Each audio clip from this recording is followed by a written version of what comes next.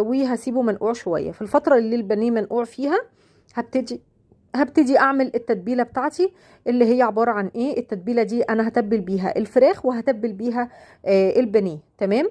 التتبيله دي عباره عن ايه؟ عباره عن فلفل حار وبارد. تمام. فلفل حار وبارد، وكمان بصلتين كبار، وكمان طماطمايه.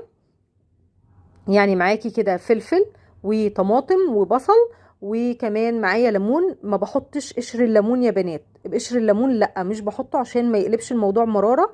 انا بعصر بس الليمون، انا بس عايزة عصير الليمون مش قشور الليمون، لان قشر الليمون في تتبيلة الفراخ بتقلب شوية على مرارة، بتحسي ان الفراخ فيها سنة مرارة. تمام. بعد ما عصرت الليمون تعالوا بقى نشوف البهارات بتاعتنا. هنحط ايه؟ اول حاجه معايا فلفل اسود، وكتري شويه واعملي حساب ان انتي بتتبلي كميه فراخ وبانيه، يعني اعملي حساب الكميه اللي انتي بتتبليها. حطيت ملح وفلفل